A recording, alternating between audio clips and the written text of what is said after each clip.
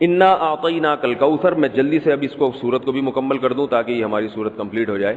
ترجمہ کر دیتا ہوں. انا اعطیناک الکوثر، اے نبی ہم نے آپ کو عطا کی کوثر. فصلی، پس آپ نماز پڑھیے، لربک اپنے رب کے لیے، ونحر اور قربانی کیجیے. انا بے شک، شانئک آپ کا دشمن، هو الابتر وہی دم کٹا ہے، وہی اسی کی نسل ختم ہوگی، اسی کا ذکر خیر ختم ہو جائے گا، وہی ناقص ہے، اس کا کوئی نام لینے والا ان کے بعد نہیں ہوگا. سمجھ رہے ہیں بات کو؟ اس صورت کا میں شان نزول بتا دیتا ہوں آپ کو، کچھ اس کی فضیلت کیا ہے اور اس کی تفسیر کیا ہے. یہ آپ کو تحریری شکل میں مل جائے گی، لہذا لکھنے کی ضرورت نہیں ہے. ٹھیک ہے؟ جیسے سورہ فلق اور سورہ ناس کا خلاصہ مل گیا نا آپ لوگوں کو. کس کس کو ملا ہے؟ سب کو مل گیا؟ آپ کو نہیں ملا؟ نیٹ سے دیکھ لیں، مل جائے گا انشاءاللہ. کب سے بھیجا ہوا ہے؟ اس کے بعد اذا جاء نصر اللہ قل یا ایھا الکافرون، ان صورتوں کے بھی آپ کو خلاصے سورہ اخلاص کا مل جائے گا انشاءاللہ. تو یہ جو بھی بتا رہا ہوں یہ بھی تحریری شکل میں آپ کو دے دیا جائے گا. اس صورت کا شان نزول یہ ہے کہ رسول اللہ صلی اللہ علیہ وسلم کو اللہ تعالیٰ نے حضرت خدیجہ سے 2 بیٹے دیے تھے. ایک کا نام تھا قاسم اور ایک کا نام تھا ابراہیم. آپ صلی اللہ علیہ وسلم کی جتنی بھی اولاد ہوئی ہے صرف حضرت خدیجہ سے ہوئی ہے. حضرت خدیجہ کے علاوہ آپ کی اولاد کسی اور زوجہ سے نہیں ہوئی. حضرت خدیجہ سے 4 بیٹیاں تھیں اور 2 بیٹے. ایک بیٹے کا نام قاسم، دوسرے کا نام ابراہیم. قاسم کی جب ولادت ہوئی ان کا بھی انتقال ہو گیا، اور ابراہیم کی ولادت ہوئی تو ان کا بھی انتقال ہو گیا. عرب میں نرینہ اولاد کی بڑی اہمیت تھی، کیونکہ انسان کا نسب اس کی نرینہ اولاد سے چلتا ہے، بیٹیوں سے نہیں چلتا. بیٹیاں تو غیروں کی ہوتی ہیں، رخصتی ہو کے دوسروں کے ہاں چلی جاتی ہیں، ان کے نسل میں اضافہ کرتی ہیں، ان کی نسل بڑھاتی ہیں. اپنے شوہر اور اپنے شوہر کے ددیال کی نسل میں اضافہ کریں گی. وہ اپنے باپ کی نسل میں اضافہ کون کرتا ہے؟ بیٹا. کیونکہ نسب کس سے چلتا ہے؟ باپ سے چلتا ہے، سوائے بلاول بھٹو کے.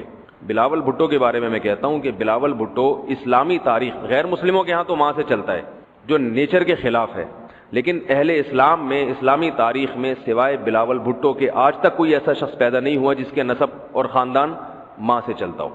بلاول بھٹو زرداری کے بیٹے ہیں، مگر خاندان ان کا کیا کہلاتا ہے؟ قوم جو آخر میں لگتی ہے وہ بھٹو کہلاتی ہے، حالانکہ وہ بھٹو ان کی والدہ تھیں، ان کے والد محترم بھٹو نہیں. تو سیاست میں انہوں نے نسب ہی کو بگاڑ دیا اپنا. سمجھ رہے بات کو؟ تو یہ سیاسی لوگ اتنے خطرناک ہوتے ہیں کہ یہ اپنے باپ کے نسب کو بدل دیتے ہیں سیاست کے چکر میں، کیونکہ زرداری لگے گا تو ووٹ نہیں ملیں گے، ووٹ بھٹو کے نام کو کیش کرانا ہے. خیر، تو رسول اللہ صلی اللہ علیہ وسلم کے 2 بیٹے ہوئے، دونوں کا انتقال ہو گیا. عرب میں بے اولادی کو بھی معیوب سمجھتے تھے، کیونکہ آپ کی نسل چلے گی بیٹوں سے، اور بیٹے ہیں جو باپ کی بہت زیادہ عزت کا ذریعہ بنتے ہیں. بیٹیوں کے اپنے فضائل ہیں، لیکن ظاہر ہے نسل بیٹیوں سے نہیں چلتی. تو جب نبی صلی اللہ علیہ وسلم کے دونوں بیٹے مر گئے، دنیا سے چلے گئے، تو عاص ابن وائل بہت بڑا دشمن تھا اہل اسلام کا، وہ اور قریش، دیگر قریش، وہ یہ کہنے لگے کہ محمد صلی اللہ علیہ وسلم معاذ اللہ ابتر ہیں. کیا مطلب؟ ان کی نسل ختم، اور ان کا نام لینے والا ان کے بعد دنیا میں کوئی نہیں ہوگا، کیونکہ بیٹے ہی نہیں ہیں. تو یاد کون رکھے گا؟ اولاد ہی نہیں ہے، باپ دادا کے نام کون لے گا؟ اولاد تو ہے ہی نہیں، بیٹیاں ہیں. سمجھ رہے بات کو؟ آپ صلی اللہ علیہ وسلم کو اس طعنے سے تکلیف ہوتی تھی، تو اس پر یہ صورت نازل ہوئی کہ اے نبی، آپ کا ذکر ختم نہیں ہوگا، آپ کی روحانی اولاد بہت ہوگی. باقی اللہ نے آپ کو بیٹا کیوں نہیں دیا، یہ دیا تو اٹھا کیوں لیا، اس کی حکمت ایک اور مقام پہ بیان کی گئی ہے، وہ میں بتاتا ہوں آپ کو بعد میں. لیکن بتایا گیا کہ اے نبی، آپ کا ذکر ختم نہیں ہوگا، بلکہ یہ جو کہہ رہے ہیں نا کہ آپ کو خیر نہیں ملی، ابتر اسے کہتے ہیں جس کی نسل میں یا جس کو، کیونکہ جس کی اولاد نہیں ہے نا اس کو یہ سمجھا جاتا ہے، اور حقیقت بھی ایسے ہی ہے کہ بہت بڑی خیر سے محروم ہو گیا. وہ بڑھاپے میں خدمت کے لیے نہیں ہے، کاروبار سنبھالنے کے لیے کوئی نہیں ہے، دین کے مشن کو آگے لینے کے لیے، چلانے کے لیے نہیں ہوگا، اور تذکرہ نسل میں نہیں ہو سکے گا. تو یہ ساری بھلائیوں سے انسان محروم ہو جاتا ہے. تو نبی کو تسلی دی گئی، انا اعطینا الکوثر، اے نبی ہم نے آپ کو خیر کوثر کہتے ہیں خیر کثیر کو، بہت زیادہ بھلائیاں ہم نے آپ کو عطا کر دی ہیں. کوثر سے نہر کوثر تو ہے، لیکن کوثر کا جو لغوی مطلب ہے، ڈکشنری میں جو مطلب ہے وہ کیا ہے؟ اصل میں حوض کوثر کو نہیں کہتے، بلکہ کسے کہتے ہیں؟ خیر کثیر. اے نبی ہم نے آپ کو خیر کثیر عطا کی ہے، جس میں کیا ہے؟ نبوت، عزت، آپ کا قیامت تک تذکرہ ہوتا رہے گا.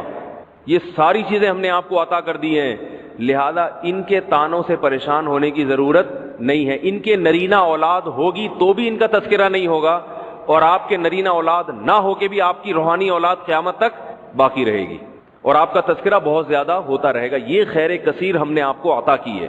پھر اسی خیر کثیر میں سے ایک خیر حوض کوثر بھی ہے، جس کا نام کوثر اس لیے رکھا گیا کہ وہ ایک پانی کی نہر ہے جو نبی صلی اللہ علیہ وسلم کو قیامت کے دن دی جائے گی، اور آپ صلی اللہ علیہ وسلم خود بھی اس سے پئیں گے اور اپنے امتیوں کو بھی اس سے پلائیں گے. اس پانی میں بھی اللہ نے خیر کثیر رکھی ہے. وہ خیر کثیر کیا ہے وہ ابھی انشاءاللہ میں بتاؤں گا. تو اس کا مصداق یعنی یہ آیت منطبق ہوتی ہے حوض کوثر پر بھی. ٹھیک ہے، تو یہ تو اس کا شان نزول ہے کہ اللہ نے بتا دیا کہ یہ جو آپ پر طنز اور طعنے کر رہے ہیں یہ لوگ ہیں جن کی نسل ہے ختم ہونے والی. ان کا نام لینے والا کوئی بھی نہیں ہوگا. بڑے بڑے سرداروں کے نام تو لیا جاتا ہے ان کا آج، لیکن اچھے جذبے سے نہیں لیا جاتا. ان کا نام برائی کے طور پہ لیا جاتا ہے.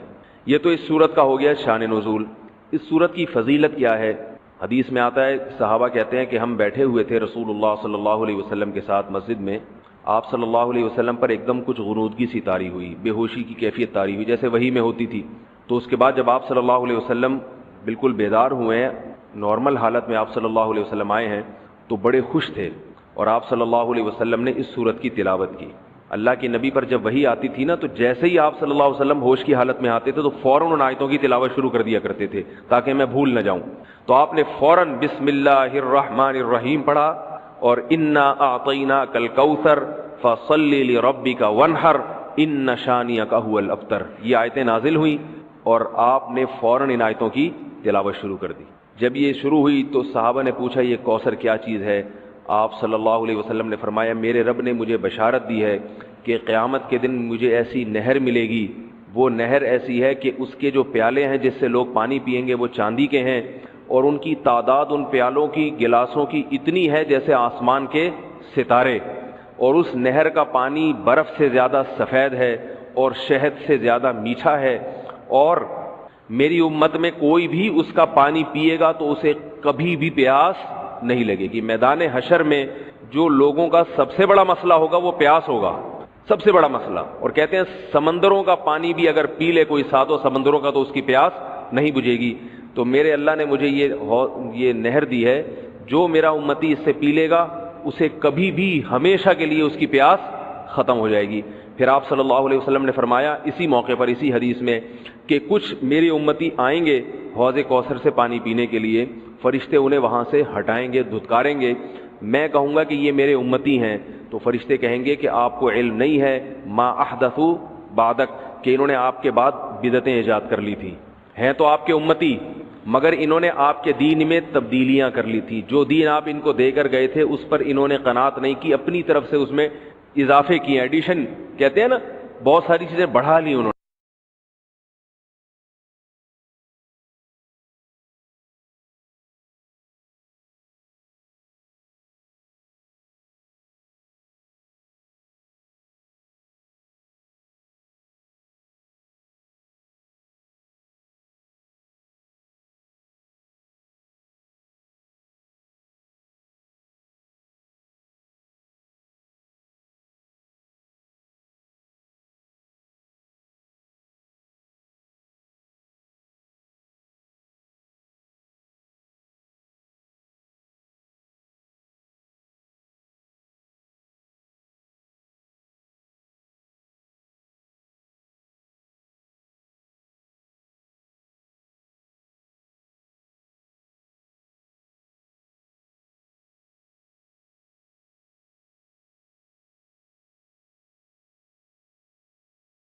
قرآن مجید میں اللہ تعالیٰ کا ارشاد ہے انا انزلناہ فی لیلۃ القدر وما ادراک ما لیلۃ القدر. ہم نے اس قرآن کو لیلۃ القدر میں نازل کیا، تمہیں کیا پتہ کہ یہ کون سی رات ہے؟ لیلۃ القدر خیر من الف شہر، یہ رات 1000 مہینوں سے بہتر ہے. تنزل الملائکۃ والروح فیہا بإذن ربہم من کل امر، فرشتے اور جبریل اس رات میں رب کے حکم سے نازل ہوتے ہیں، من کل امر، ہر طرح کے احکامات لے کر. سلام ہی حتی مطلع الفجر، یہ سلامتی ہے یہ رات یہاں تک کہ فجر طلوع ہو جائے، یعنی سحری کا وقت ختم ہو جائے۔ اس بارے میں ایک چیز تو لوگ بہت زیادہ جو پوچھتے ہیں کہ لیلۃ القدر تو ہر ملک میں الگ الگ ہوتی ہے، آج یہاں 27ویں ہے، سعودیہ میں کیا ہے 28ویں۔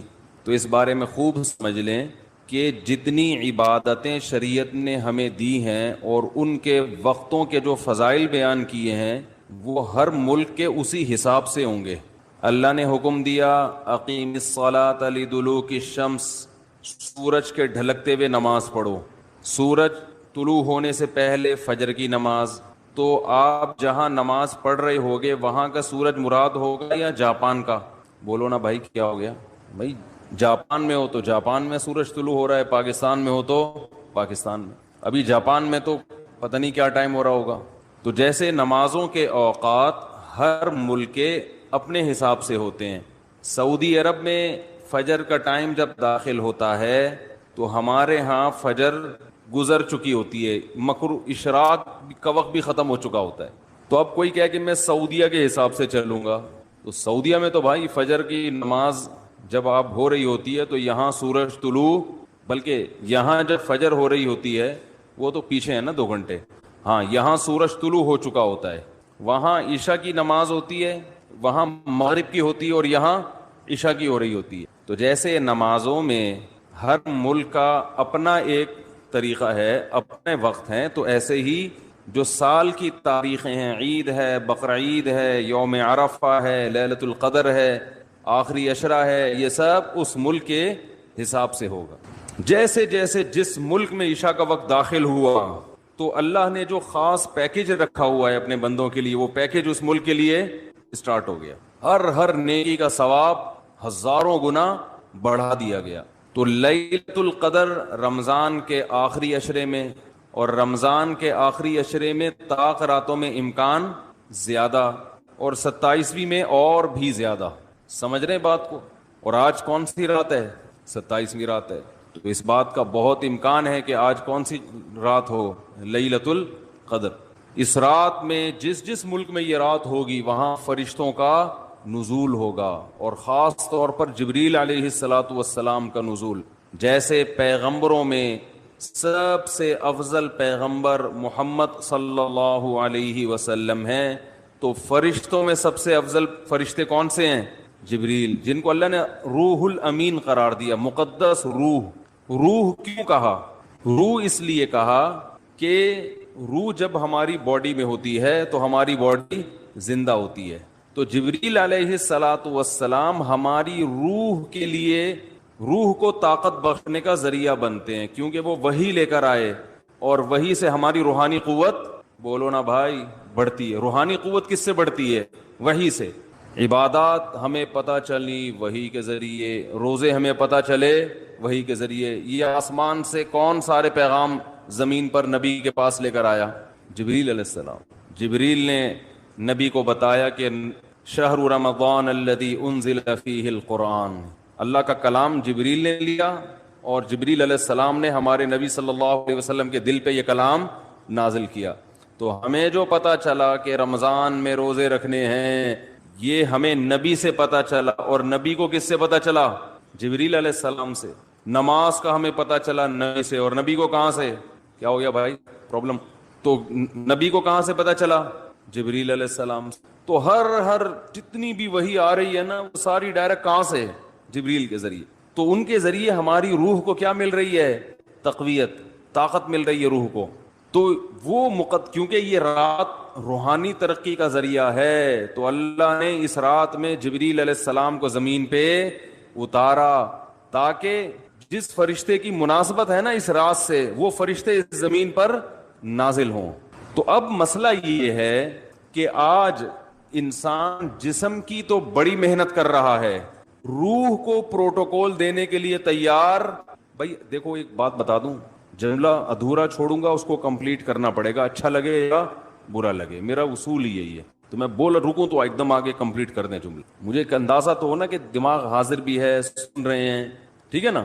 تو ہر ایک کا خپل طریقہ ہوتا ہے نا بیان کا، ہمارا یہی طریقہ ہے بیان کا۔ جملہ مکمل چھوڑوں، آپ نے کمپلیٹ کرنا ہے اس کو، مجھے احساس رہتا ہے کہ ماشاءاللہ غور سے سن رہے ہیں۔ تو یہ اللہ نے ہمیں راتیں کیوں دی؟ اللہ نے ہمیں رمضان کیوں دیا, تراویح کیوں دی, تہجد کیوں دی؟ غیر مسلموں کے پاس یہ چیزیں ہیں نہیں ہیں. وہ صبح اٹھیں گے, جاگنگ کریں گے, روح کے لیے, باڈی کے لیے. یہ بڑے ہالی ووڈ اور بالی ووڈ کے ایکٹروں کا بڑا سننے میں آتا ہے کہ باڈی کی فٹنس کا, فزیکل فٹنس کا بڑا خیال کرتے ہیں, صبح اٹھتے ہیں, جاگنگ کرتے ہیں. ہم پوستیوں کی طرح, معذرت کے ساتھ, ہماری قوم صبح اٹھتے ہی نہیں ہے. یہ جو ریز آ رہی ہیں نا, ریز, ہماری آواز ان ریز کی پشت پہ سوار ہو کر دنیا تک پہنچ رہی ہے. اچھا, تو چارجنگ ختم ہو گئی تھی کیا؟ تو میں یہ عرض کر رہا تھا کہ فنکار, اداکار لوگ اپنی فٹنس کا بہت زیادہ خیال کرتے ہیں. آج کل ہر آدمی اگر کرتا ہے تو اپنی باڈی کی فٹنس کا تو خیال کرتا ہے.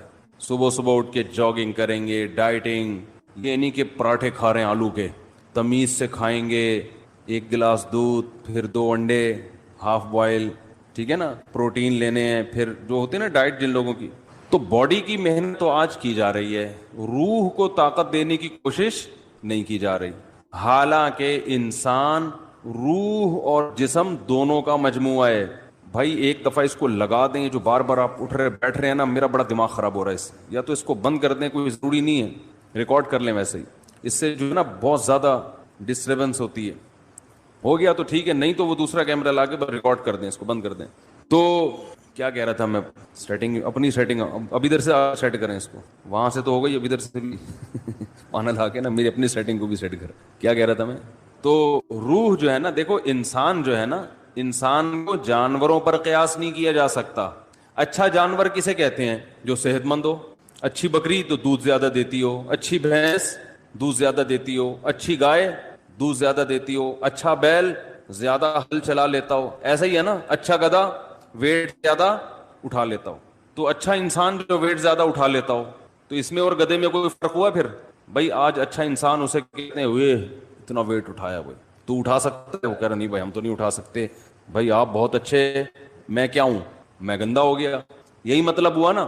تو انسان کو اگر صرف جسمانی اور مادی اعتبار سے فضیلت دی جائے تو پھر انسان کی کوئی فضیلت نہیں ہے, کیونکہ مادی اعتبار سے انسان سے زیادہ صحت مند بہت سے جانور ہوتے ہیں.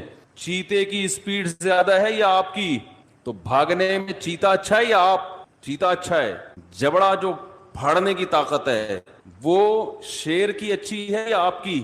شیر کی اچھی ہے. تو پکڑ کے اعتبار سے آپ سے اچھا کون ہے؟ شیر ہے. قرآن کے الفاظ دیکھو, کلا انا خلقناہم مما یعلمون. اللہ فرماتے ہیں ہرگز یہ انسان اپنے آپ کو فضیلت والا نہ سمجھے, اس لیے کہ ہم نے اس انسان کو جس چیز سے پیدا کیا ہم جانتے ہیں, پانی کے غلیظ قطرے سے بنایا, تو یہ کوئی قابل فضیلت چیز نہیں ہے. تمہارا تو میٹیریل ہی گندا ہے جس سے تمہیں بنایا گیا. گندا میٹیریل, پیٹ میں ہر وقت گند, اور مرنے کے بعد بھی گند. ایک پتلی سی لیئر چڑھا دی اللہ تعالیٰ نے, ایک اسکن کی, کھال کی, جس سے انسان کی گندگی چھپ جاتی ہے. بنایا کس سے؟ غلیظ ناپاک پانی, جو باڈی سے نکل جائے تو غسل فرض ہو جاتا ہے, کپڑوں پہ لگ جائے تو دھوئے بغیر نماز نہیں ہوتی, اتنا گندا. اور جب ماں کے رحم میں وہ بننا شروع ہوتا ہے تو اتنا بدبودار گوشت کہ اگر وہ دنیا میں آ جائے تو لوگ ناک دبا کے بھاگ جائیں وہاں سے, اتنا گندا. اور جب دنیا میں آتا ہے تو اندر بھی سب کیا بھرا ہوا ہے؟ بولو نا بھائی, گند. ناک جتنے سوراخ ہے نا انسان کے, کسی ایک سوراخ سے بھی کوئی مشک و عنبر کی خوشبو نہیں آتی. کان سے کیا نکلتا ہے؟ کوئی عود کی خوشبو نکلتی ہے کان سے. ویسے جب کانیں ہوتی ہیں نا ان سے تو پتہ نہیں کیا نکلتا ہے, لیکن انسان کے کان سے گند نکلتا ہے. ناک سے کوئی مشک و عنبر کبھی دیکھا کسی کے نکلتے ہوئے؟ بھائی ناک سڑکتا ہے تو خوشبو کے بھبوکے آتے ہیں, کبھی دیکھا؟ بول دو نا نہیں دیکھا. تو کیا ہو جا رہا ہے اس میں؟ آنکھ سے کیا نکلتا ہے؟ سے بھی گند نکلتا ہے. تھوک منہ سے اور قضائے حاجت تو گند ہی گند, ہر جگہ سے گند نکل رہا ہے, اس لیے کہ اندر ہے ہی گند, بھرا وہی گند ہے. کاٹو تو خون نکلتا ہے, وہ بھی ناپاک. کپڑوں پہ لگ جائے تو نماز نہیں ہوتی. بس ایک اللہ نے ہلکی سی نا پرت چڑھا دی ہے, ایک ہلکی سی لیئر ہے اسکن کی, جس کی وجہ سے وقار قائم ہے. جیسے گندگی کے اوپر چمکیلا کپڑا ڈال دیا جائے تو وہ گندگی دیکھنے میں خوبصورت لگتی ہے, اسے ہٹا کے دیکھو گے تو پتا چلے گا اندر کیا ہے. اور فیوچر انسان کا یعنی پاسٹ کیسا ہے, پانی کا غلیظ قطرہ. پریزنٹ جو اس کی ابھی موجودہ حالت ہے اس میں بھی گندی بھرا ہوا ہے. ذرا سی ہوا خارج ہو جائے نا تو مجلس میں لوگ بھاگ جاتے ہیں.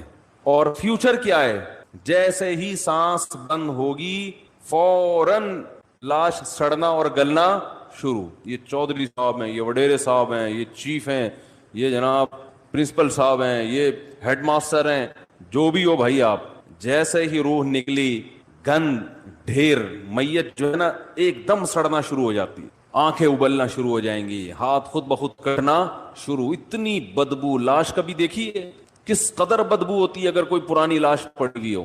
اس لیے حکم ہے اس کو مٹی میں جا کے دباؤ. کیڑے کھانے, آنکھوں میں کیڑے, کان میں کیڑے, ناک میں کیڑے گھس رہے ہوتے ہیں کھانے کے لیے. بڑے بڑے حسین اور جمیل لوگوں کا یہ حال ہوتا ہے.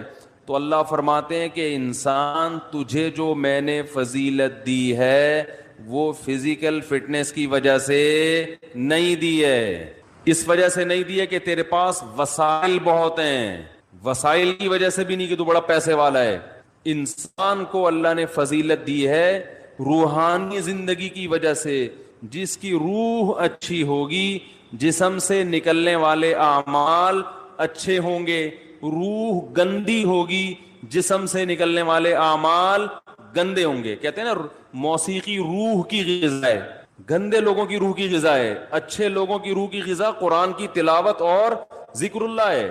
ہمارے حضرت جب ذکر کیا کرتے تھے نا عجیب کیفیت ہو جاتی تھی. ایک شعر پڑھا کرتے تھے, دم رکا سمجھو اگر دم بھر بھی یہ ساغر رکا, میرا دور زندگی ہے یہ جو دور جام ہے. کیا زبردست شعر ہے. اللہ کے ذکر کو نا شراب سے تعبیر کیا ہے. جیسے شرابیوں کو شراب محبوب ہوتی ہے نا, اور شراب خانے میں جب وہ جاتے ہیں, میں خانہ جسے کہتے ہیں, آواز صاف آ رہی کہ نہیں آ رہی, میں خانے میں شرابی جاتے ہیں تو شراب کے جام چل رہے ہوتے ہیں, ادھر ایک پیا ختم ہوا لیا دوسرا پیا, ٹھیک ہے نا. تو جیسے شرابی کو شراب سے عشق ہوتا ہے اور وہ کہتا ہے دم رکا سمجھو, کہہ رہے سمجھو میرا دم رک گیا, دم بھر بھی یہ ساغر رکا, ایک دم کے لیے بھی اگر یہ دور رک گیا تو میرا دم ختم, میں مر جاؤں گا, میں برداشت نہیں کر سکتا. میرا دور زندگی ہے یہ جو دور جام ہے, یہ جو شراب کا دور ہے نا یہی میری زندگی کا بھی دور ہے. میرے بلڈ کی جو سرکولیشن ہے وہ اسی سرکولیشن کی وجہ سے جو شراب کے پیالے جو گھوم رہے ہیں. تو حضرت اللہ کے ذکر کے بارے میں یہ شعر پڑھا کرتے تھے کہ اللہ کے ذکر کی ہمیں ایسی لت پڑ گئی ہے, ایسا چسکا لگ گیا ہے جیسے شرابی کو شراب کا چسکا لگتا ہے.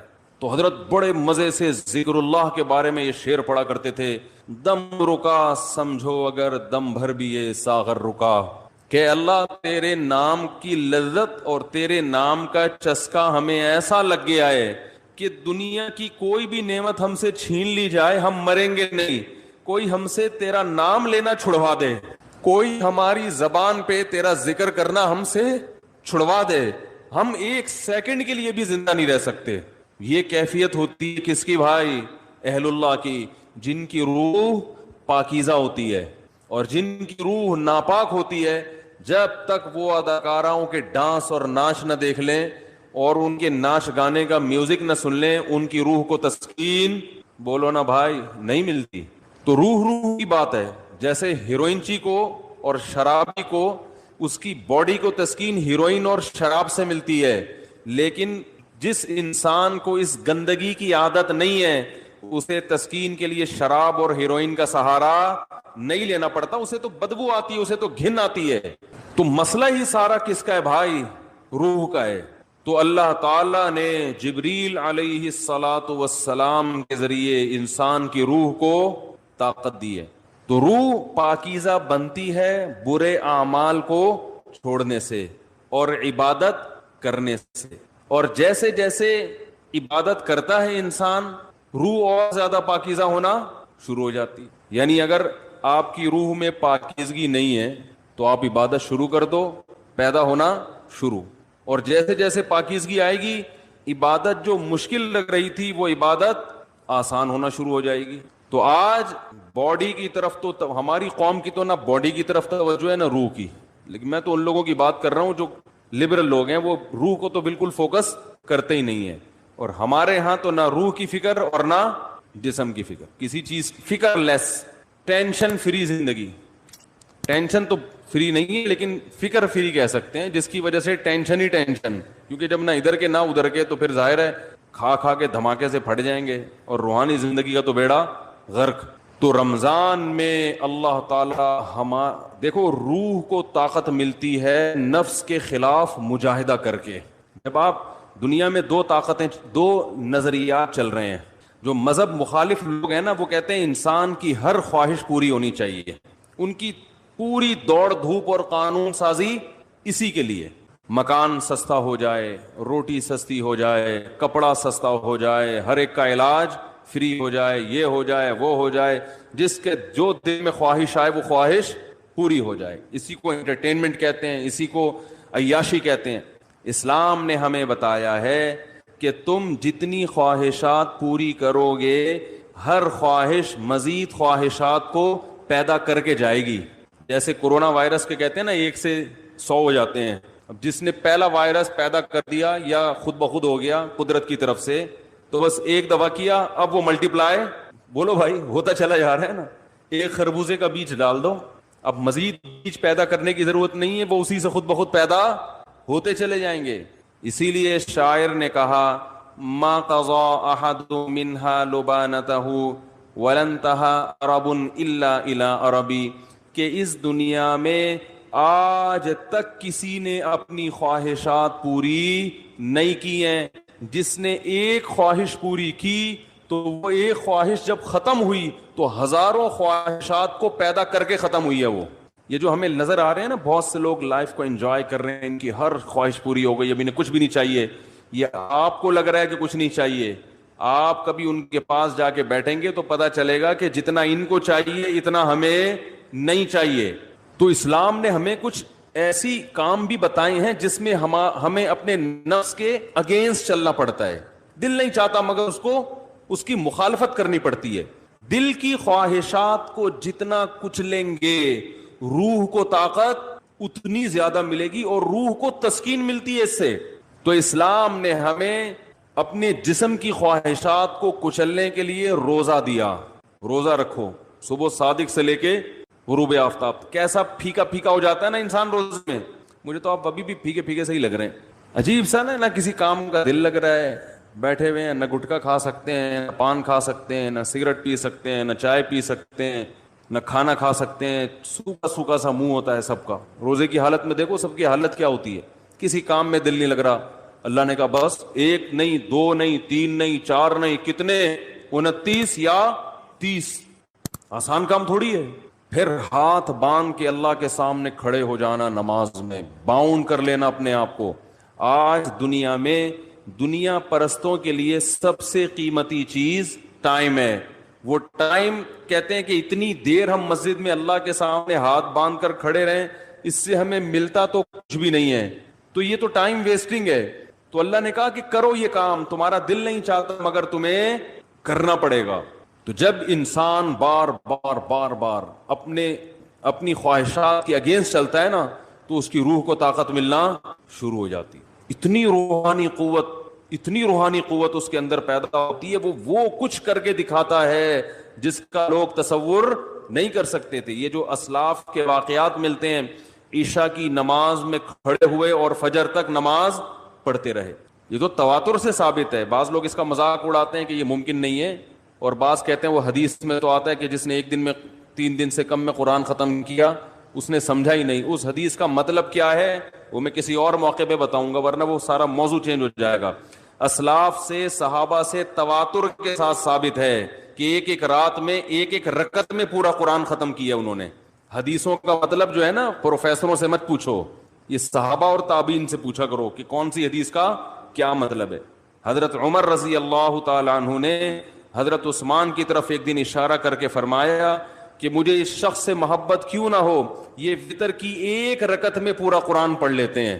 وتر کی جو 30 رکعت ہے نا، اور حجر اسود کے سامنے کھڑے ہوتے ہیں اور پوری رات 1 رکعت میں پورا قرآن. حضرت عمر کا اپنا معمول کیا تھا, فجر میں اتنی لمبی نماز پڑھاتے تھے, آج تو ہم افورڈ ہی نہیں کر سکتے.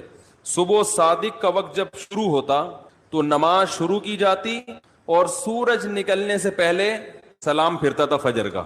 کتنے گھنٹے کی نماز ہو گئی فجر کی.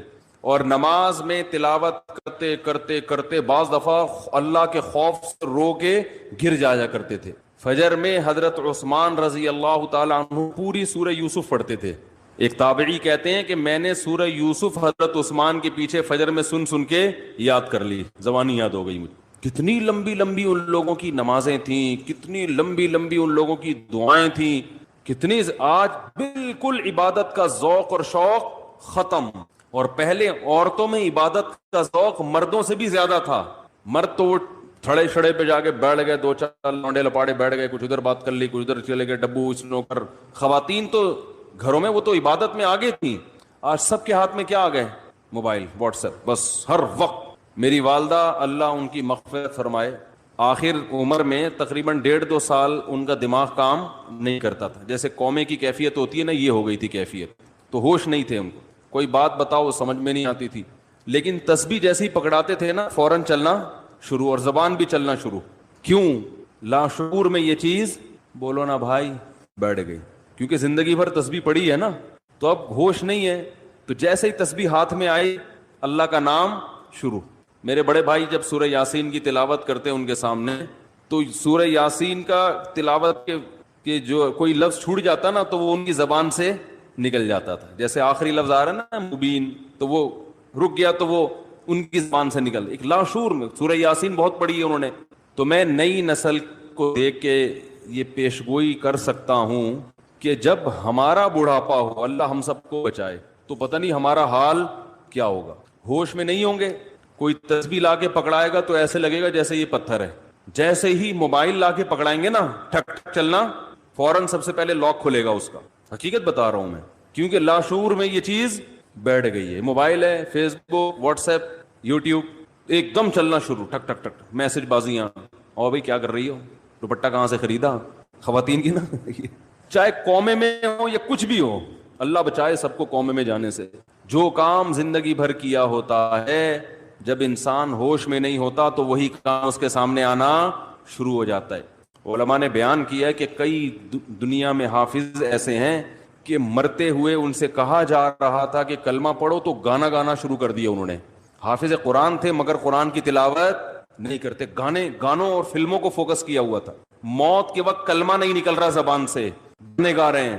انہیں بتایا جا رہا ہے کہ پڑھو کلمہ, نہیں, گانا گا رہے ہیں. تو اللہ کے عذاب سے بچنا چاہیے بھائی. کچھ عادی بنائیں.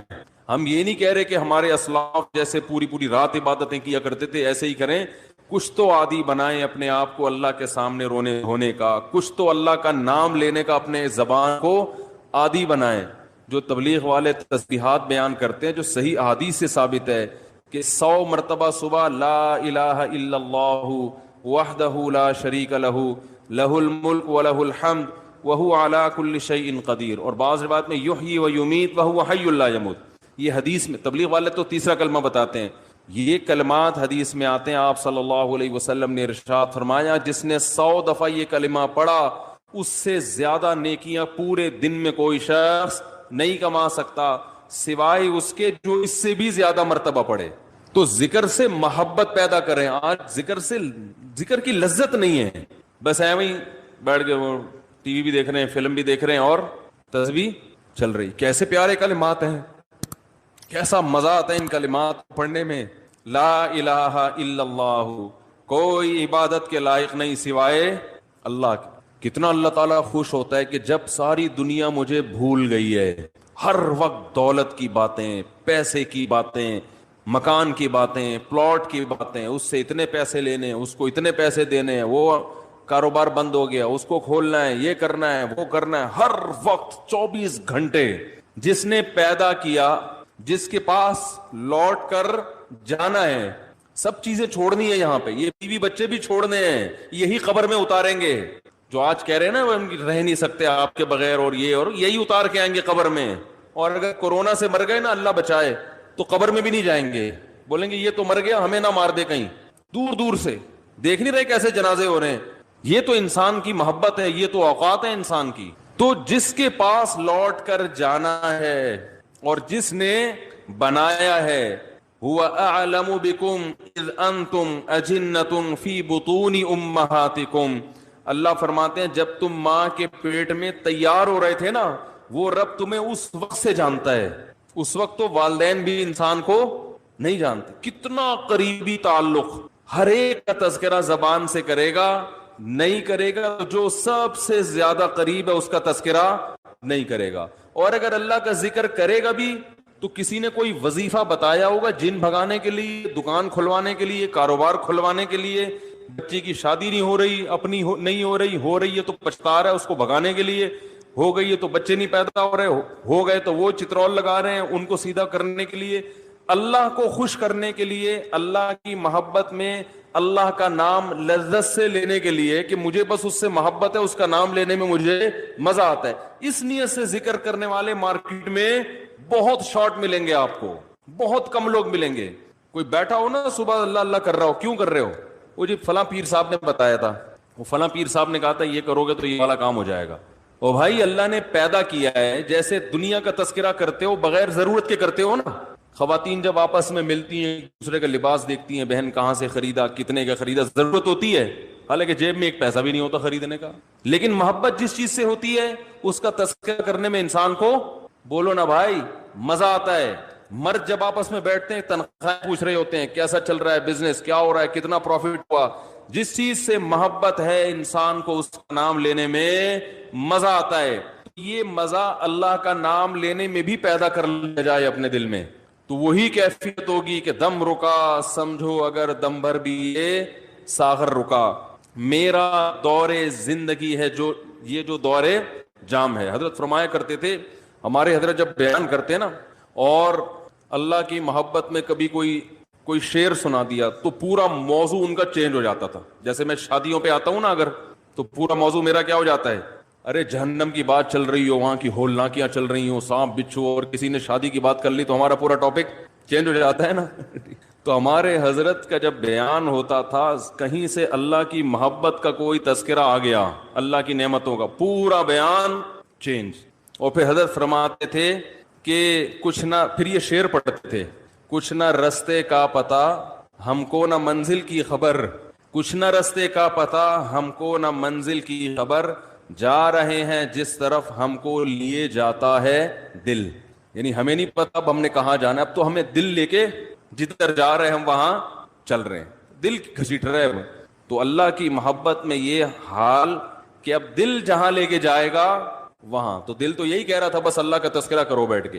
تو اسی طرح یاد رکھیں یہ جو اہل اللہ جو دعا مانگتے ہیں یہ دنیا داروں کی عادت ہوتی ہے. دعا مانگ رہے ہیں قبول نہیں ہو رہی, ہم تو کام ہی نہیں بن رہا, 20 سال سے شادی کر رہے ہیں شادی نہیں ہو رہی, 20 سال سے کاروبار کی دعا مانگ رہے ہیں, کاروبار نہیں مل رہا, 25 سال سے یہ دعا مانگ رہے ہیں, یہ نہیں ہو رہی. یہ دنیا داروں کی عادت ہے. اہل اللہ کہتے ہیں دعا مانگنے کی توفیق مل رہی ہے, بس اس سے بڑی کوئی نعمت نہیں ہے, کچھ نہ ملے ہمیں.